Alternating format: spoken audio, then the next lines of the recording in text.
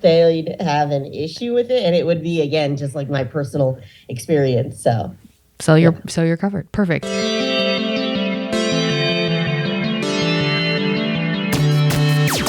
Oh, hi, you're listening to Service from Hell, a podcast featuring people that are currently in customer service positions or the lucky few that got out, and all of the good, bad, and infinitely irritating things that go along with that work. I'm actor and writer Kate Gaffney, and am uniquely qualified to discuss this as I used to work at a very busy and very popular comedy club in Los Angeles, and at least one of you listening right now has probably grabbed me and told me you were ready to order when I was running around like a crazy person. So let's eat. Like a rose.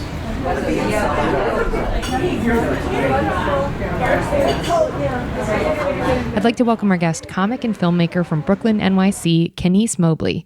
Kenice performs stand-up comedy around the world and recently made her late-night debut on The Tonight Show with Jimmy Fallon. In 2021, she was listed as one of Vulture's comedians you should and will know.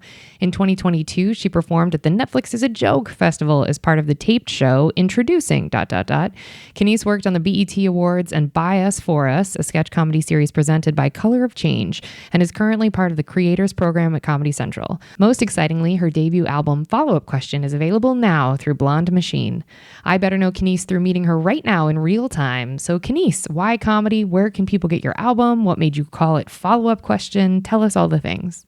So it's called Follow Up Question because in my stand-up, I do ask a lot of questions. So I have a background in psychology, and I actually worked in research psychology while I was in undergrad.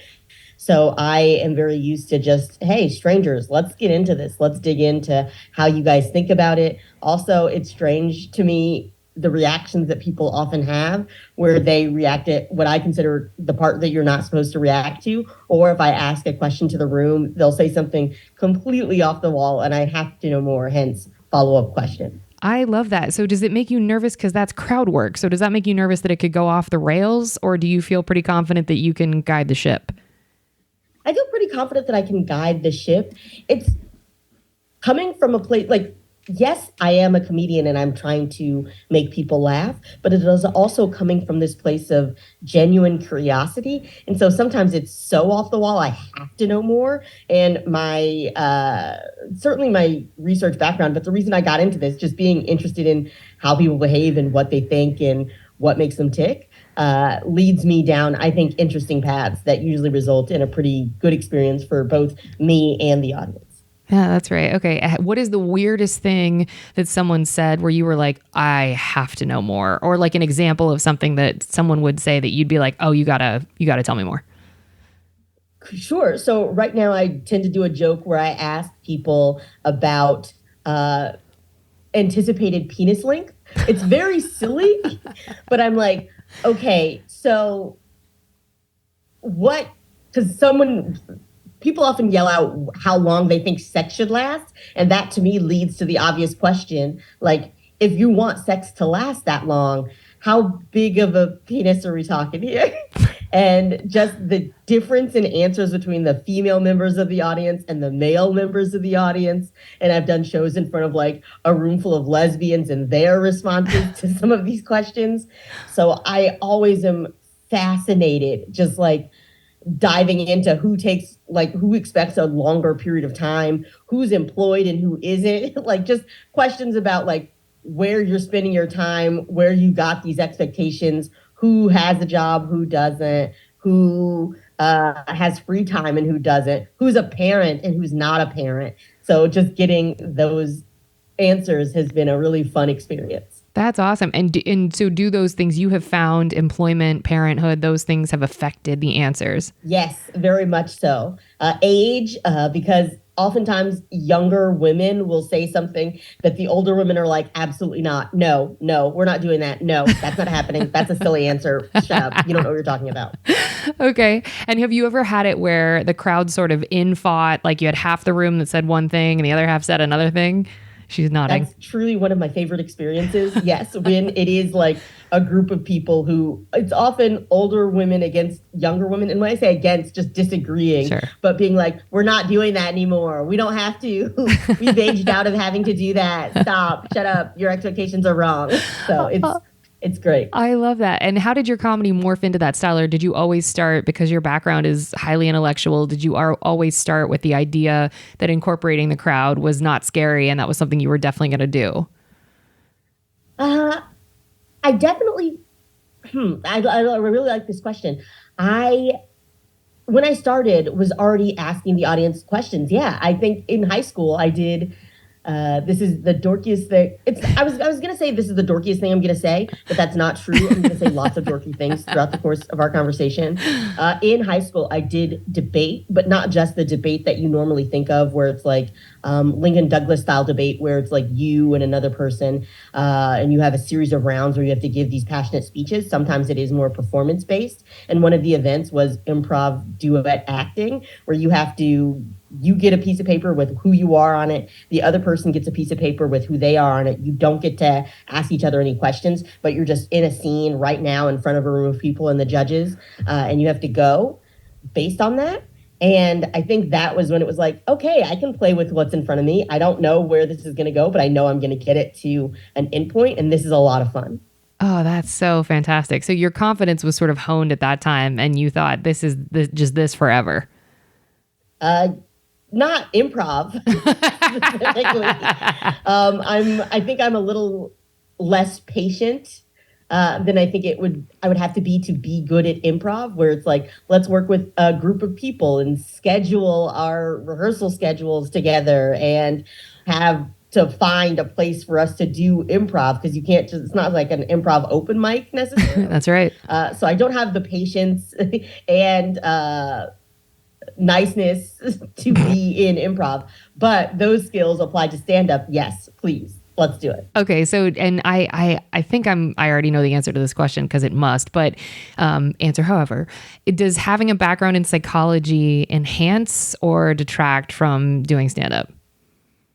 I think it enhances. Yeah. I got my undergrad degree in psychology, and I worked with, I'm not going to give the name of the place, but it's a Center for Social Development for young people. So I would work in schools giving them questionnaires about how they develop morality, or I'd work with kids looking at which dolls they prefer. We did a recreation of the Clark doll study, or also a project on hand holding and if it releases tension and if the race of the hand matters. And so just looking at all of these small elements of human behavior, I find it so fascinating. And I guess the same thing that led me to major in that and study that also led me to, on stage, ask people, why on earth would you shout that out? And let's dig into this, because it's fascinating. I love it. Just to go back, could you, to our audience who maybe didn't study it, could you explain the Clark doll study? Because it's a fascinating... Oh, sure. So the Clark doll study was done in, I want to say, the early 50s. It's part of the Brown v. Board of Education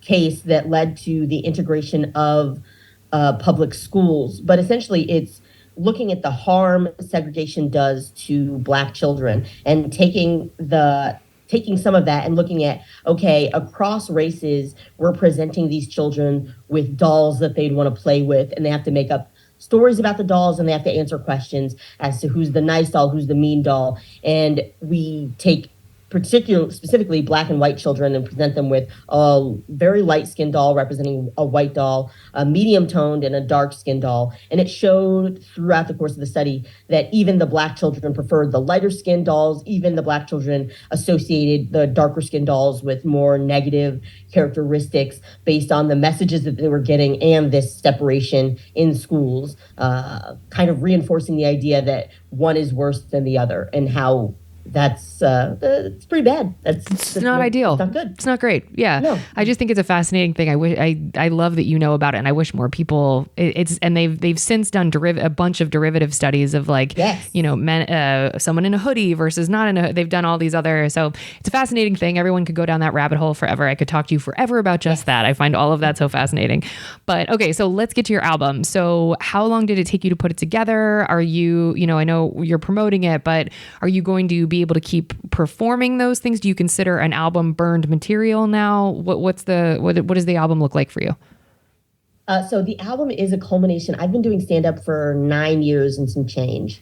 And the album, I don't think it has anything from the first couple of years Because no. I was very different stuff and I was certainly developing my voice. But it does have a collection of things over the course of me developing as a comedian. And so I guess you could say I've been working on it for years, but more actively and specifically working on it as an album and trying to figure out what the best order of these jokes were and ideas, like how I thought they should flow together, that sort of thing. I'd say I've probably been working on it since the beginning of the pandemic. I started speaking with the company Blonde Medicine about possibly recording an album like right before shutdown happened. So truly February of 2020, we started discussing it. And then based on that and based on different jobs and a lot of other things, we came to say that this summer was when I wanted to record it. I performed this hour in Indiana, in Massachusetts, in Atlanta, in a variety of places to get an idea of like how different people respond. When I ask questions, how do people respond? And it is interesting to me, of course, how it's different in these different places. It's been a really fun process seeing how, okay, so often in New York, you're often given like 10 minutes, 15 minutes, but how am I going to formulate these ideas over the course of an hour when I have a little bit more breathing time? I think that process is really fun. I hope I'm making sense. Yes, you totally are. Rambling, but no, it's such like, an interesting process. Yeah. And I think in the intro I called it Blonde Machine. I need to remember it's Blonde Medicine. That is Blonde your medicine. Okay, I'll make a note of that. That's fantastic. So, how are you so excited? Are you just then this is your debut? So, are you just it's like my debut, baby? Are you super excited? Are you nervous? Are you just kind of like whatever? I've been working so long on it. It has to just get out there. There's a bit of nerves. I have always been, so I look on Spotify and every track listing has an E next to it. I've always been rather explicit and my family knows this. Like I come from, half of my family is like conservative Christian Republicans who are Black in the South. And so I just like tell them not to listen to it. I'm just like, you're like, I love exist. You so much. And I do appreciate that you guys support me. But this is not for you. And you shouldn't listen to it. It's not your bag of tea. You're not going to like it. Yeah. And I accept that. And I don't want you to listen to it and tell me later that I need Christ. Yep. So no, thank you. I shouldn't do this. Like you guys we shouldn't do this. So there was a little bit of nerves around that, but I do think this album does represent my comedic taste, certainly at a specific time. So full disclosure, I had a stroke in July. So truly 5 days after recording this album, I had a stroke and was in the hospital and had to like relearn a lot of skills. So I think that my sense of humor has changed a little since then based on that. But it is like, wow, the timing was great. That was certainly a snapshot of my comedic voice at that time before this major life event. Holy, that's such a comic answer. Like it came at the right time. It changed comedy. You're perfect. not like, oh man. You're not like got it in right under the wire. Of course, you're like, the hospital was horrific. I lost all this time. No, you're like, it was perfect. We did. Oh, good for you. Yeah. That's amazing. Wouldn't want it to happen before. So, I don't want it to happen, period. You don't want a stroke ever. But no one's honestly, convenient that it didn't happen like the week of. It happened, I waited a week and then my brain attacked me. So, you know. Oh my gosh. It aligned. Look at that. That's the universe. Okay. Well, okay, Kenice, we're going to move on to the questions, which this is the favorite bit. So folks, we hope you enjoyed your apps. We're going to go on to the entrees after a quick break. P.S. I would have asked you about the stroke, more questions about that, but I assume that's like a private thing of like, we can talk about it. Really? I'm open with it. Yeah. It's okay. Fun. Amazing. I'm going to go back to that at the end. We're going to do the apps or the entrees right now.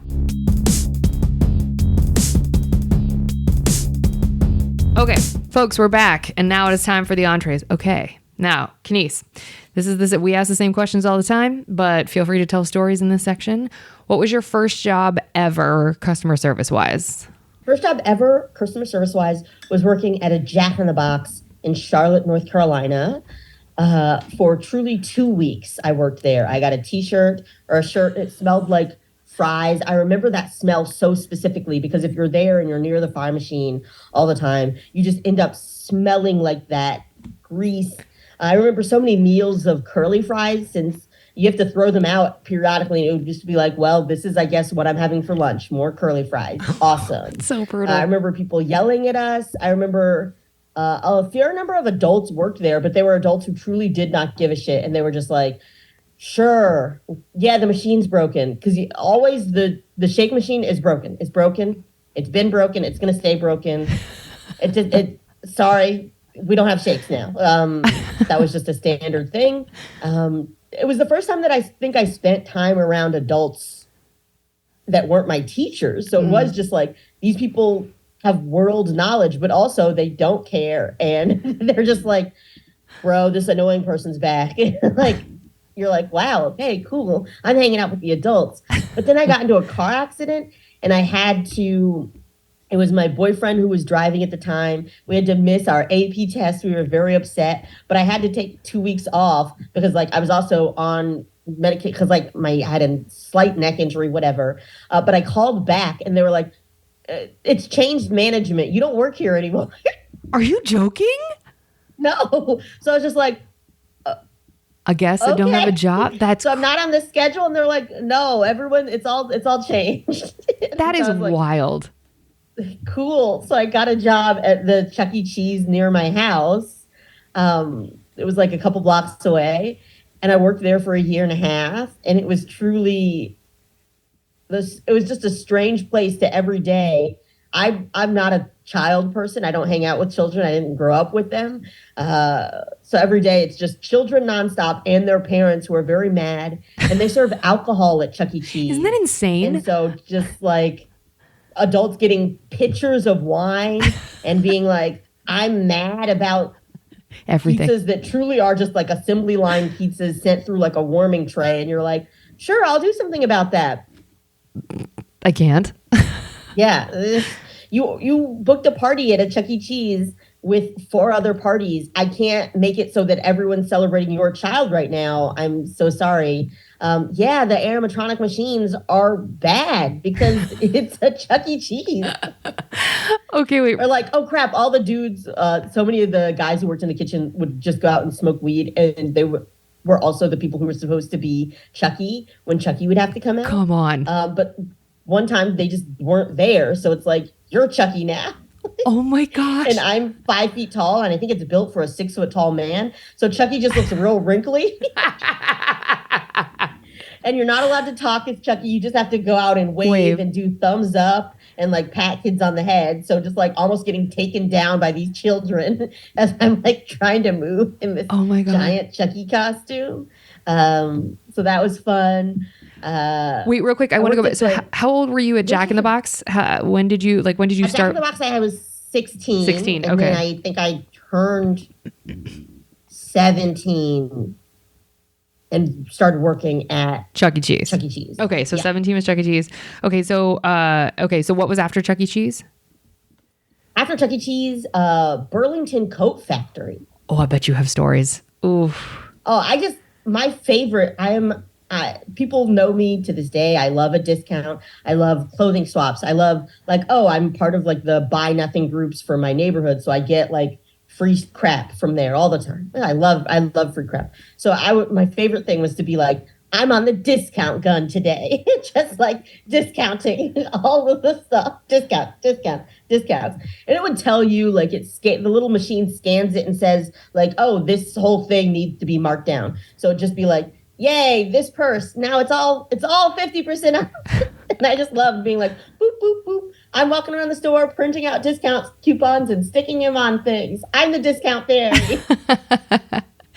Wait, if you love a discount though, how would that, because if I had an employee discount on top of the discount, I would be like, well, I'm going to buy that purse. So a lot of... I had some of the wildest things that as an 18-year-old, why did I feel like I needed a faux crocodile skin red briefcase? But I had one. I was like, you know what? This is going to be my personality. I'm going to be a business professional because I knew I was going to college after the summer. And I was like, I'm going to have a briefcase with me. It's red. It's crocodile skin, but it doesn't matter. It's my bag.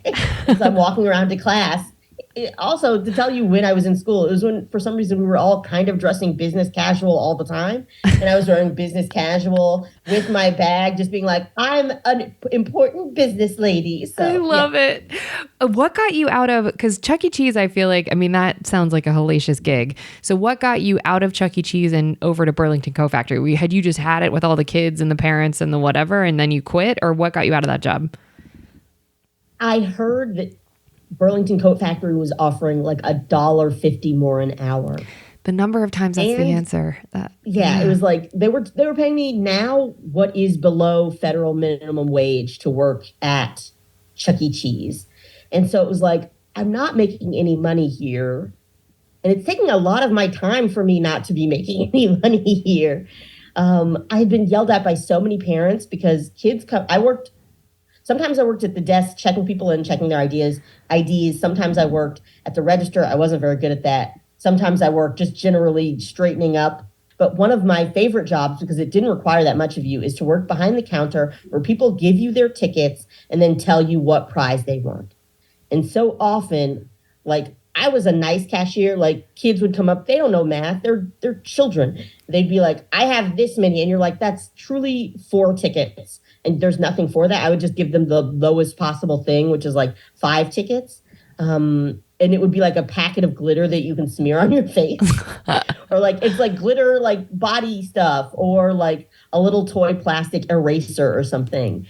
And this kid asked me for the glitter, and I was like, sure, whatever. And his parents came up to me an hour later so mad. They're like, can't you see he's a boy? Boys don't wear glitter, yelling at me about, like, I was like, he asked for it and I gave it to him. Do you want to have a conversation with him about this? Because truly I'm providing a service based on what people asked me for. And he's like, what, you didn't know that he was a boy? And they and I was like, good for you. How are you raising your child? There you go. I don't know.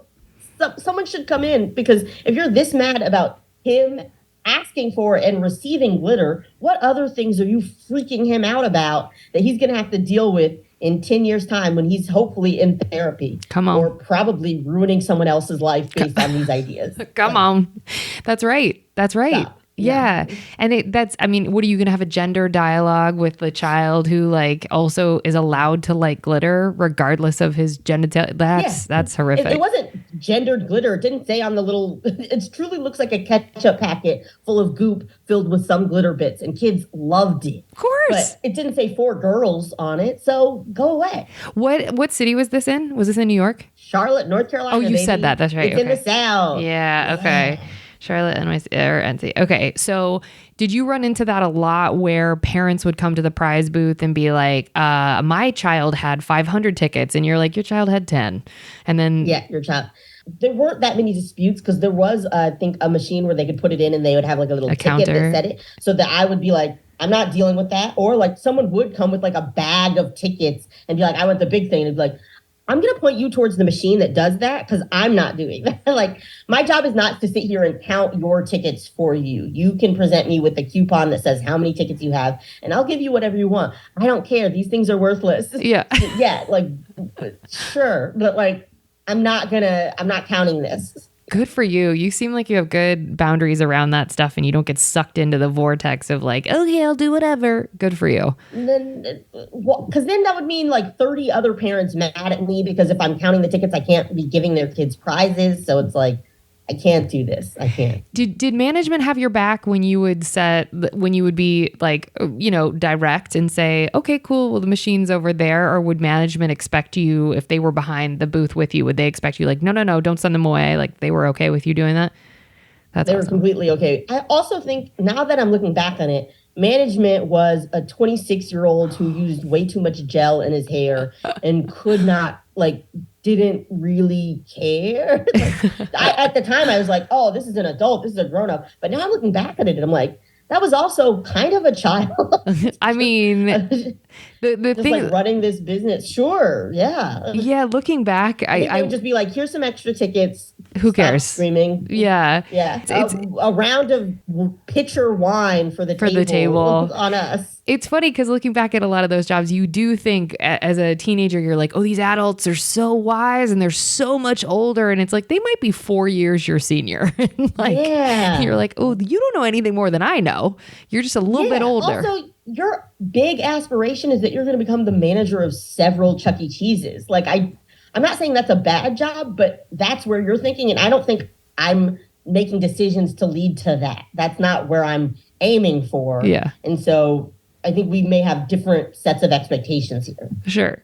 Okay. So after Burlington, so you do Chuck E. Cheese for a year and a half, and then Burlington Coat Factory is offering you a measly $1.50 more. And so you're like, well, Yes. my time is better spent That's over there. perfect. Okay. Yes. And so what were you hired as like a sales associate at Burlington Coat Factory or Sales associates. Okay. Yeah. Okay. And then how long did you last there? 4 months, because then I went to college. Oh, okay. Yeah, it was just like a summer job, and then went to college, came back to Charlotte and worked. I worked at 2 jobs. I worked at a pizza place where the big draw was that there were TVs at your table.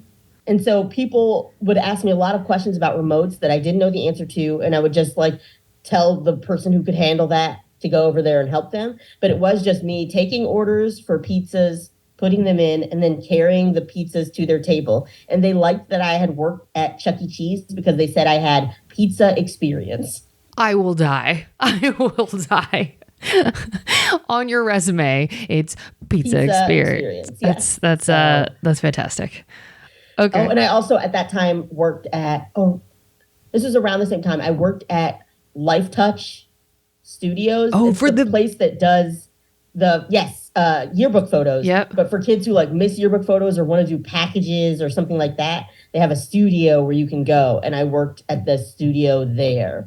And it was never angry parents, but it was kids who were like, I want to look like this. And it's like, honey, that's not you. And that's okay. And you don't have to look like that. But there's nothing that I can do to make you look like someone else. Because you are you. I can make you look as like I can enhance the things that you want to accent or accentuate the things that you want to accent. I can do all of that. But I cannot make you look fundamentally different than you are. And that's fine. You look great. In fact, half of my job is telling you look great because teenagers are this weird blob of nerves and self-consciousness. And so you just, half of the job is, no, like, we're relaxed. We're fine. No one's judging you. It's totally cool. And like getting them to just like not like tense up and be like awkward balls of that and just be people in a photo, just chilling out. I love it. And was that in a mall or was that like a freestanding lifestyle studio? That was a freestanding thing. It was, I saw Planet Earth because they had that on in the lobby when you would like wait for your photo session. And sometimes you would like go in there to meet the kids or you'd have to sit there and have a conversation. So I saw Planet Earth that summer so many times. Wow. Yeah, it was just Planet Earth back to back constantly. So I saw all that over and over and over. Beautiful cinematography, but it was a lot to just see Planet Earth. Over and over and over again. Ugh. Yeah. And it's interesting, though, that you said that kids are not sort of part of your orbit, but you're doing a lot of things that involve managing highly stressful situations with kids. It's not like you're like, oh, yeah, I was a tour guide at the museum. You're doing things that are like highly emotional and that kids would be so excited about and parents would have opinions on. Like, what is it? Do you have a story of like interacting with a parent that was just epically terrible that you can think of? Outside of getting yelled at for getting a kid glitter,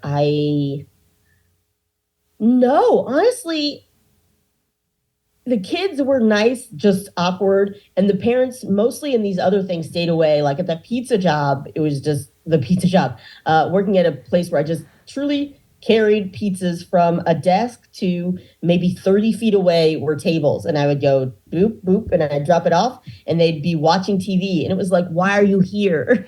If you wanted to watch TV, why didn't you stay home? Yeah, it's like the novelty of watching something somewhere else. It's such an odd, I guess. So how, because you do some jobs, it sounds like, that have a lot of repetition, and it's a lot of saying the same thing, doing the same thing. I've always said this about anybody who worked in fast food. I have the utmost respect, because how you keep your brain, like, yes, I know you only lasted there 2 weeks, but like even for 2 weeks, I just feel like, how do you keep your brain from going to insanely dark places when you're like, and fries out of the fryer, and fries in the fryer, and fries out of the fryer, and fries in the fryer? Like, I just don't know that I wouldn't just become homicidal or suicidal within the first couple hours.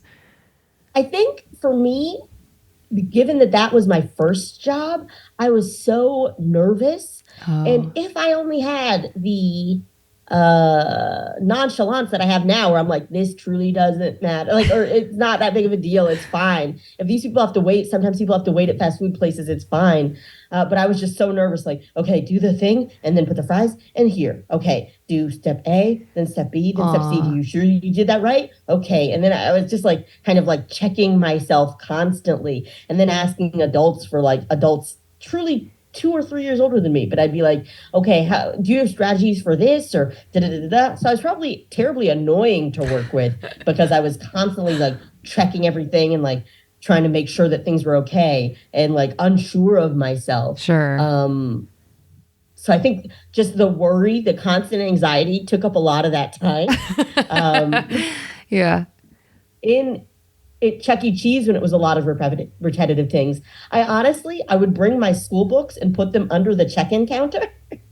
And I would check students in, but I would also be looking down and like reading about statistics or reading about like ecology or something like that, and just be like, taking my notes, reviewing my notes. Being a big old dork. I was going to say, I bet teachers absolutely lived for you, though, because you were excited to learn, and you were I'm so envious of people who in their free moments are not like, just screwing around, that you're like, okay, I have a crisp 60 seconds. I'm going to read about quantum bullshit or whatever. Good for you. That's impressive. I think that used to be the case. Now that I've discovered phone games and social media, yeah, it's like, forget it. My brain used to do stuff. My brain, like, there's the meme that's like, this can't be the same brain that used to do 5 classes a semester, get all A's, work an after school job, do this, do that, do this, do that. Nah, man, now I can't do any of that. Yeah, it's crazy that our attention spans are what they are. Last bits of jobs that we were talking about, like you have the energy to do all of these things because you're motivated to be in school. You're like, I know I'm not going to be in customer service forever, because you had said, like people at Chuck E. Cheese were some of your management was like, that was goals, and that was not your goals situation. So was there a moment in your trajectory, because you had said before we started recording that your customer service is a distant past for you, God bless, and I'm very jealous. So was there a moment in your trajectory, sort of during college or post-college, where you were like, and now I don't have to do customer service anymore? Or did it just sort of melt away naturally? I think it melted away more naturally. So at a certain point in undergrad, my friend was talking about, I think it was the 48-hour film festival. And he's like, it's really hard. You have to think of, like, you'll get a few elements, and based on that, you have to think of a story in a particular genre. And like, it's harder than you'd think. And I was like, oh, well, you do this story or you do this story. And I was just like thinking of like different stories that could incorporate all those elements within different genres. And I could do that really, really quickly. And he was like, Kenice, in the last 5 minutes, I've seen you be more enthusiastic and interested than I've ever seen you be about. I was majoring in psychology and history at the time, than I've ever seen you be about those 2 topics. Maybe you should do something about that. And so I had truly never thought about it. But then I reached out to different film schools, and I ended up going to film school. So I had film school and internships, and then oddly enough, startups. And then the startups do kind of contain some customer service, because I worked on the sales side, because probably working those jobs did prepare me to speaking with a large volume of people and reacting to whatever it is that they're coming with, and then moving on from there. So I worked in sales at an art startup. I worked in sales at a bakery. I worked in the a sales consulting company. I worked it ended up being sales and HR. And then I worked in HR and office management because I had to just get people in and out and order a bunch of things and talk to a bunch of people to make sure things happened when they said they were supposed to. So now that we're having this conversation, I am realizing that those jobs, even though I didn't love them, probably prepared me to do the jobs I ultimately went on to do quite well. So, yeah. Yeah, it's a hard thing to compartmentalize how everything informs, especially when you're in it and you're like, I don't want to be doing this another 5 seconds. But you're like, I gotta just keep going. It's hard. We've had previous guests on the show who have said, oh yeah, I use that time to do bits or to write or to whatever. I was so mired in hating the jobs that there was no space to be like, no, I'm gonna be creative and cute and fun. It was like, get me out of here. So good for you that you have the perspective of how it helped you. What was your... Yeah, I mean, don't get me wrong. At the time, I was like looking at the clock like, okay, it's 8 more minutes. It's 8 more minutes.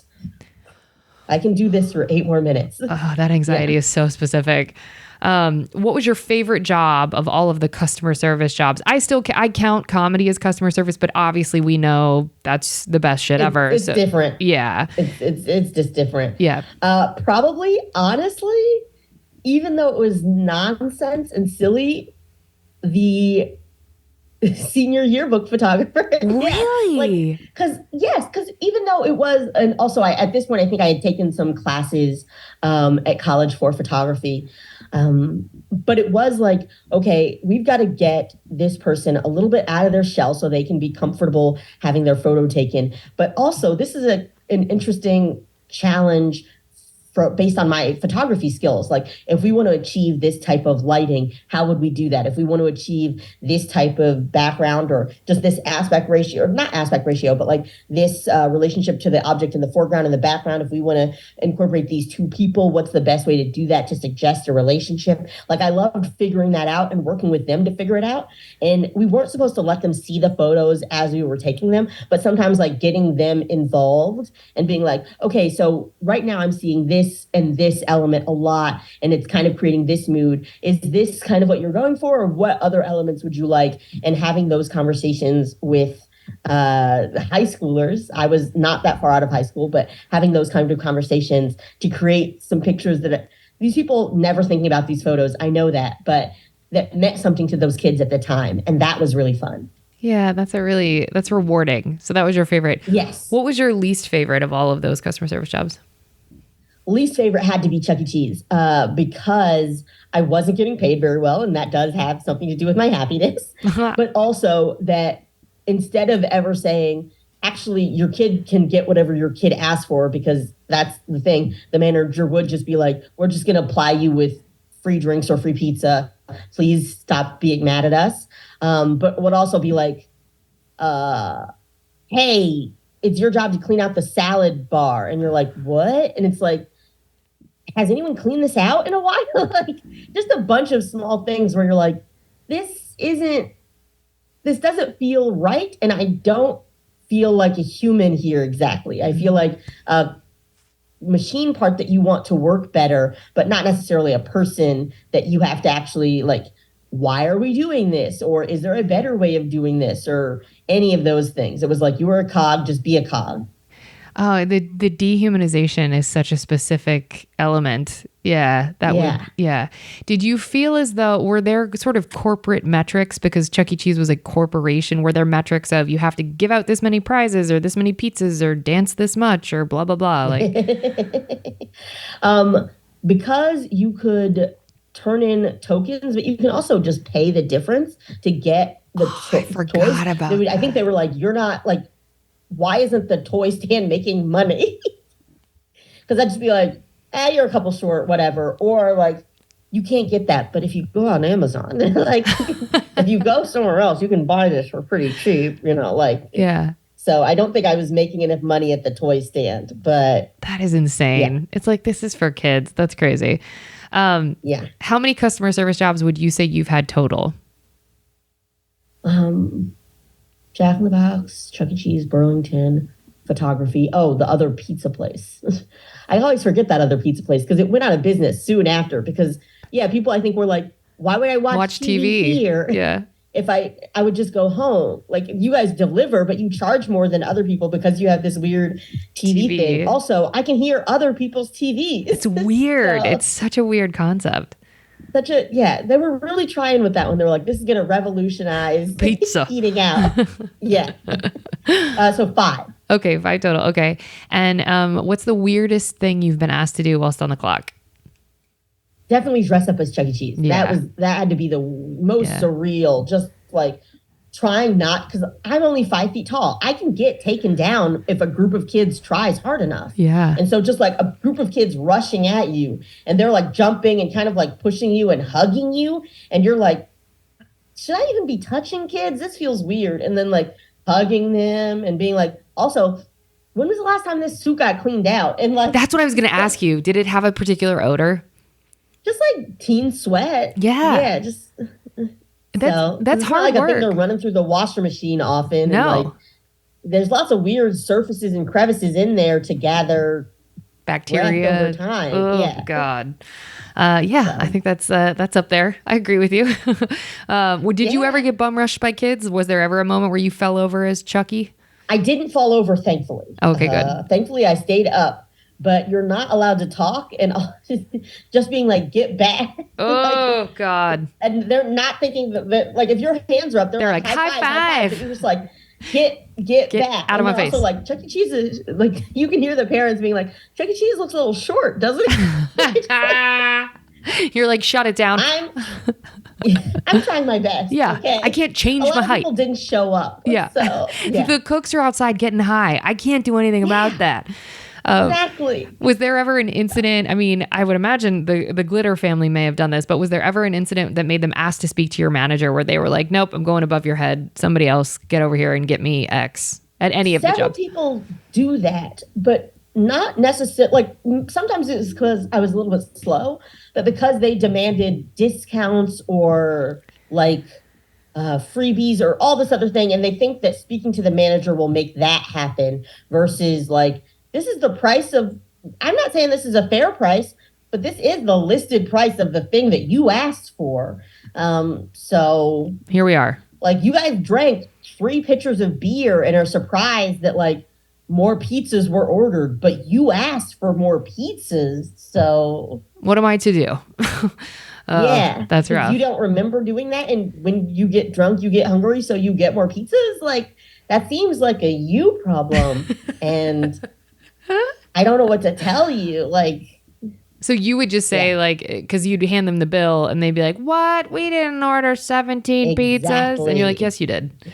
Oh, that's you did. Now we have a computerized system. I have a record of this.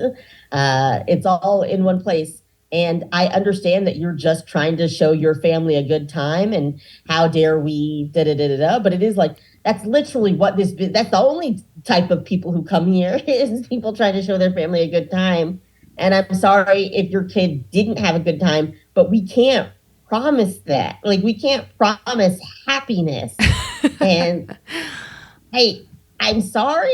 Yeah. Or, like, not I'm sorry, because that would, like, you can't ever confess to guilt that is not your own. But, like, I wish that you had a better time.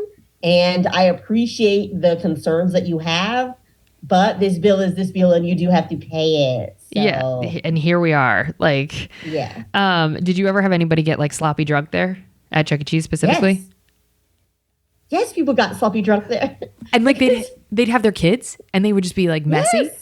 What would you do? Would you let them drive home? They're not driving home. Oh my God. But you can buy pitchers of wine. So yes, some people are drunk and they're yelling at their kid. And I'm doing a Southern accent because it was in the South. But yeah. Oh, that's terrifying.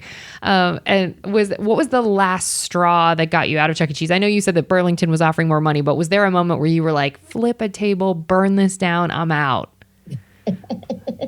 I tend to try to follow the rules and do a good job, but they were like, you're doing too much studying while you're checking people in. And it was like a Wednesday afternoon where no one was there. And it was like, nobody gives a shit that I'm occasionally looking down to read for my AP bio thing. Like, no one cares, and I don't care enough to continue doing this. Yeah. Like, so why are you giving me a hard time? Like, yeah, this also, like, I understand that this is your baby and this represents what you want to do with your life, but I do not want to do this for a second longer than I have to. And I look forward to not seeing your face the second I walk out of here ever again. I'll never see you again. Okay. And how did you ever have any kids barf on you or like bleed on you, or did anybody at any of the jobs? Thankfully, no substances directly projected onto me, but ball pits at any establishment are disgusting because a kid has definitely vomited in them. Hopefully not that day, and hopefully things have been wiped off, but it's a ball pit. There's a limit to how clean you can get it. So yeah, watch it. Also, if you're eating at a salad bar at a children's institution where there's a sneeze guard for adults, but not a sneeze guard at the level at which children reach for things, know that there's cross-contamination. If you had food allergies, would not necessarily eat at a salad bar with one of those items because handles are mixed around. Someone will put something on their plate and decide they don't want it and scoop it back.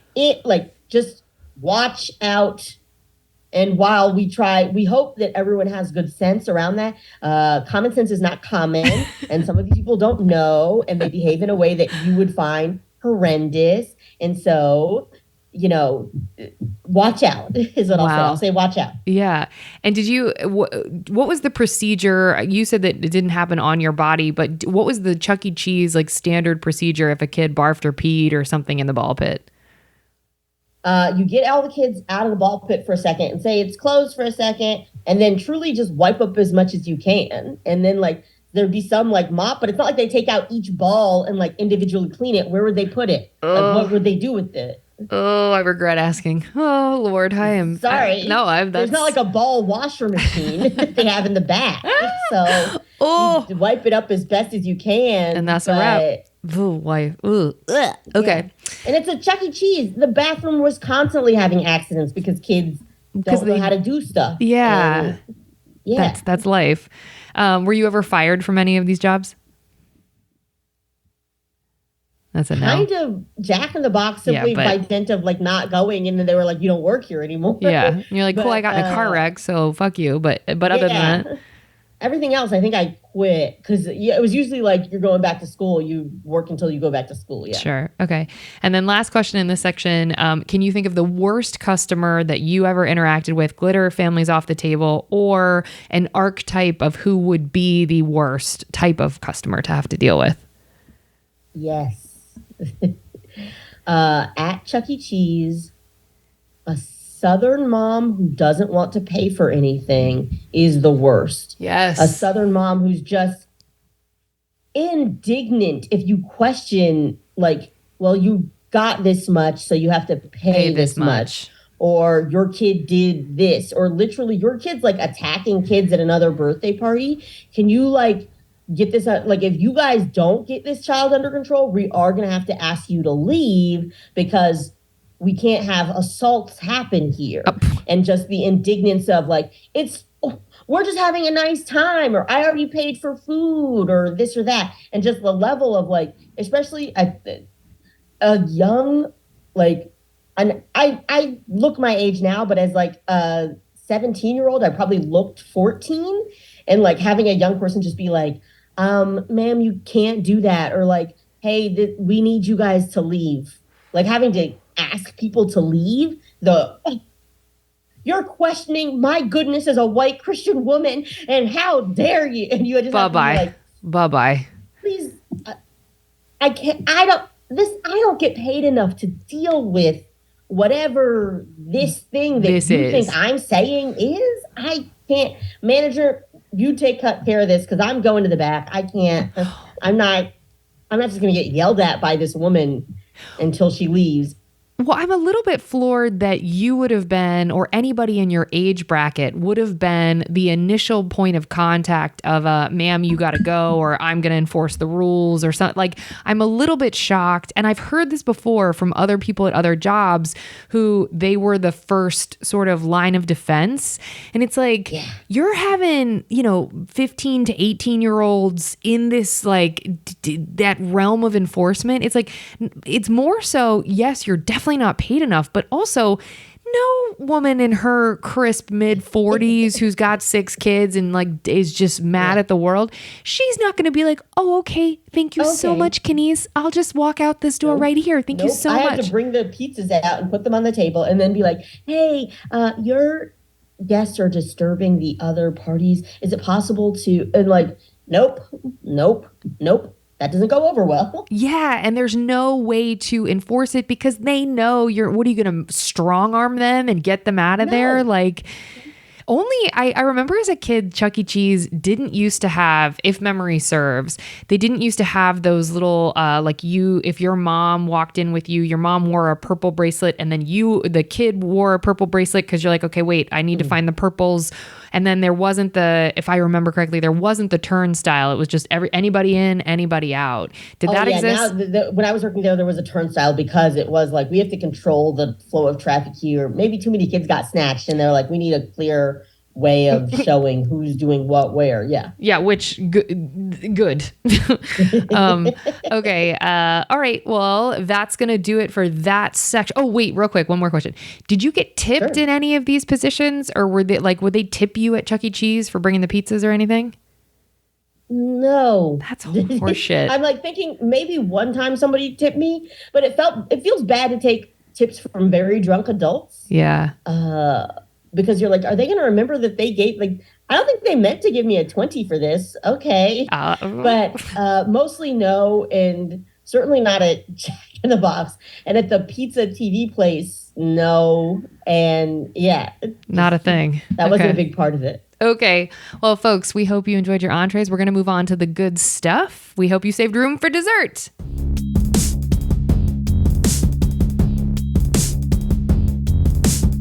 What is the nicest thing a customer has done for you whilst you were working?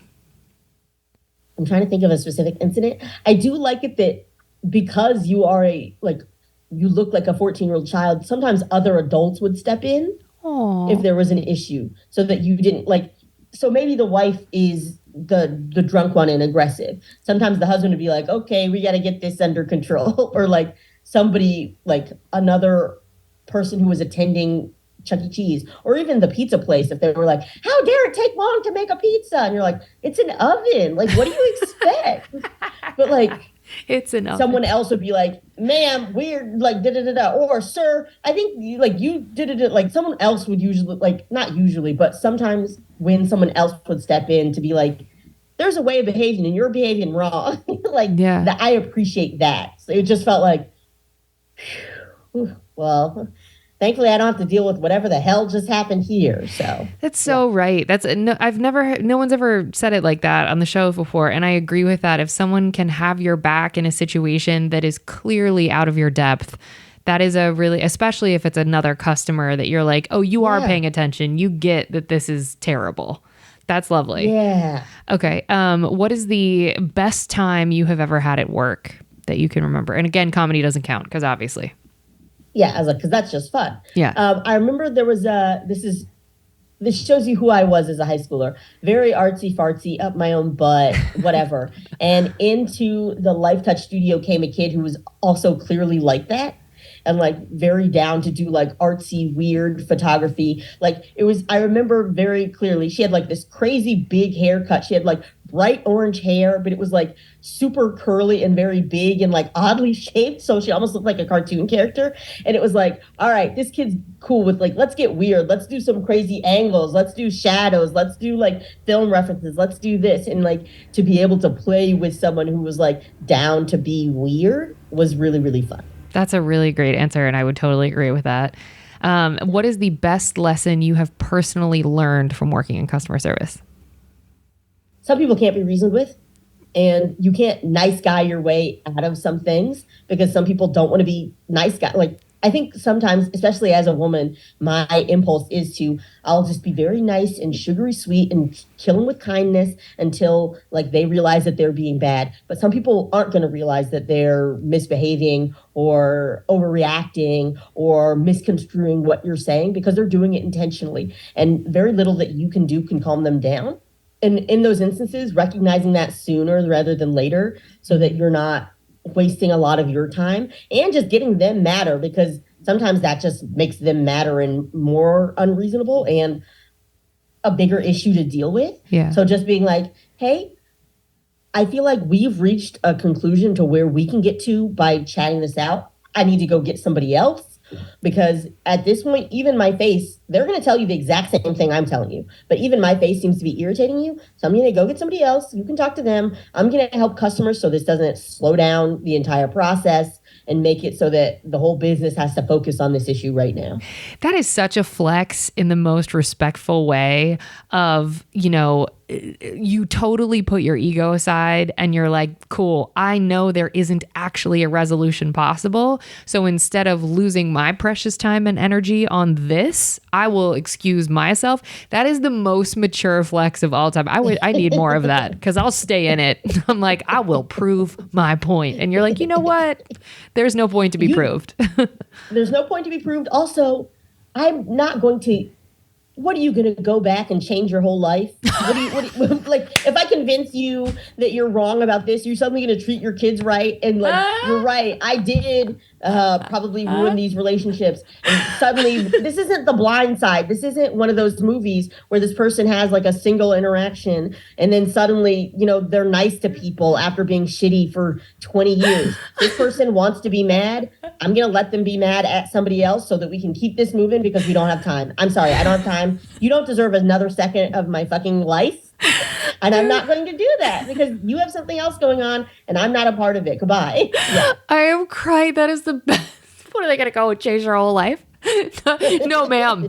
They are most certainly not. I'm crying. Yeah, that's not like, I was treating my kids terrible and treating them the wrong things and using the Bible as a weapon with which to hit other people. But no, that one cashier at Chuck E. Cheese changed it all for me. And now I believe in rights for everyone. And my kids are able to respect their individuality. No, I can't do that. I'm not going to do that in this moment. That's not how that's going to happen. Yeah. So you're right. Boys shouldn't have glitter. I'm walking away. This is ridiculous. Bye-bye. That's amazing. I'll wink at the kid like, wear as much glitter as you fucking want. Yeah, I hope all that day. I hope you're wearing glitter right now.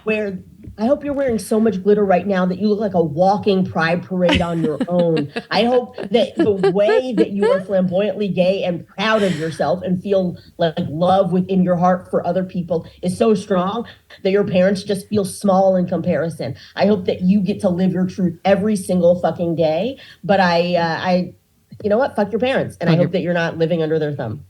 Okay. We got one more question because we're going out strong. All right, last question. Sorry. No, this is Are you kidding? So many gems. Okay, it feels like I'm going on these long rants, but that's my feelings on the matter. I love it. Okay. What's one piece of advice you would give to customers who interact with customer service workers?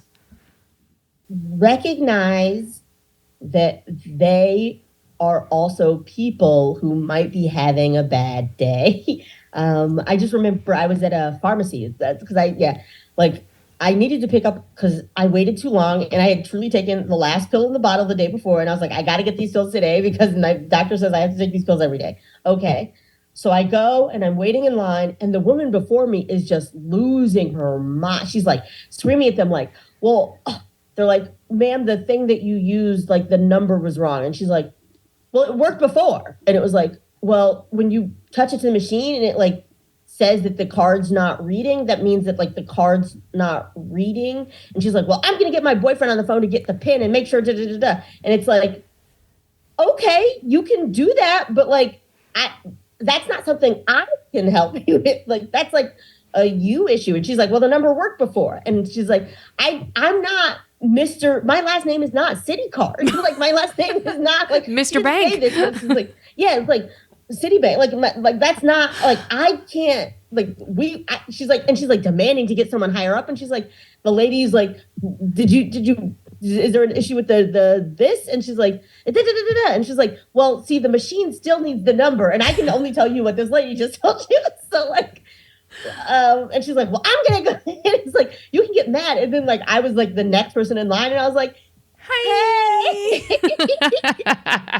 I just want this small thing. So sorry. Hope you guys are doing okay.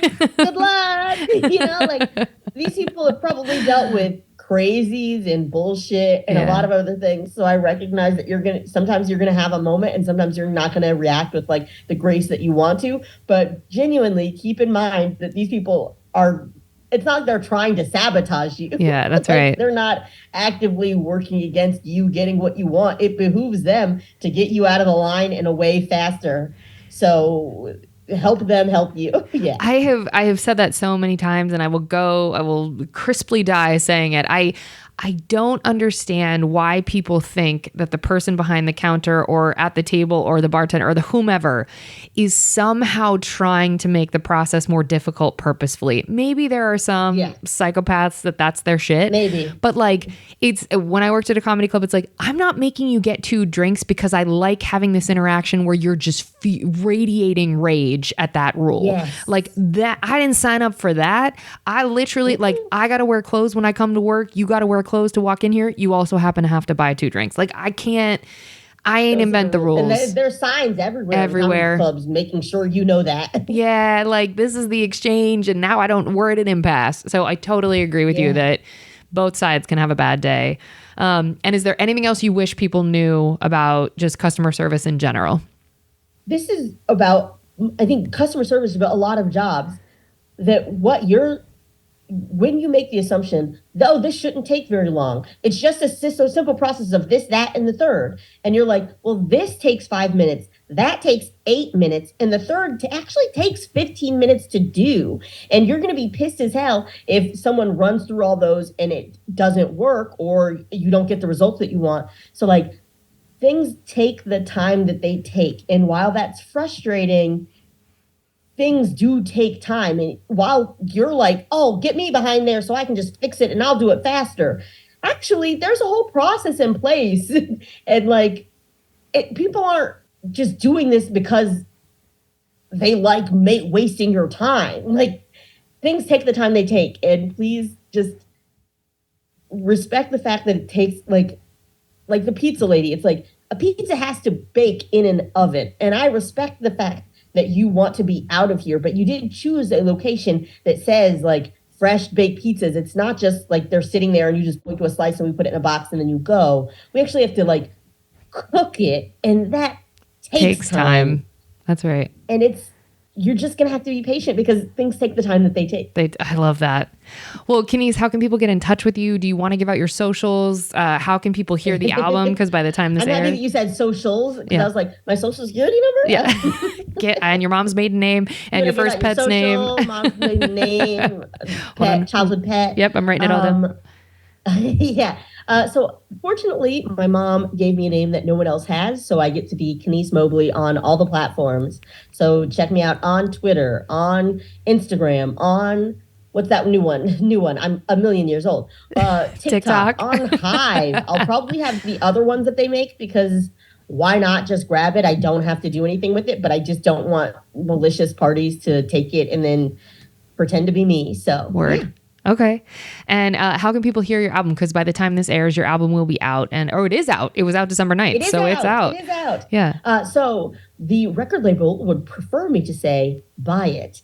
Spend money on iTunes or Amazon Music or other services have music stuff. So spend money on it there. But if you don't want to do that because you don't want to commit to someone who you don't necessarily know is funny yet, you can listen to it on Spotify. And then based on that, subscribe to stuff because those numbers help me too. Yay. So like it, rate it, be like, hey, I liked this. And then it puts it in front of other people, or be like, oh my gosh, she is funny. And then go follow me on the socials so that companies, when they're thinking of hiring people, will say, she is a valuable human being. Oh. She does have the number of followers that we deem valuable. And so that helps me. Thank you. Heavy sigh, but it's the truth. So go find Kenice on all the things. It totally is. I've worked in the hiring side, and just to hear them be like, this person has how many Twitter followers? No. Less than 10,000? Bye. We're going to probably go with someone who has more Twitter followers. So yeah. Barf. Yeah. Please follow me because it does help. It does. And it's Kenice and then Mobley, correct?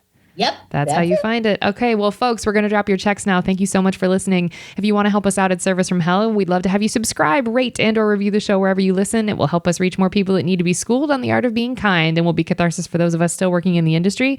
If you want to get in touch with us directly here at Service from Hell, send us your receipts to servicefromhellpodcast@gmail.com. We always love hearing from you. Remember, if you can't afford to tip, you can't afford to go out. So don't be garbage and be good to people. It's easier that way. Thanks, Kenice. It was lovely having you on and getting to know you. This was a great episode, and everybody find Kenice on everything. Thank you so much. Thanks, folks, for listening. Good night.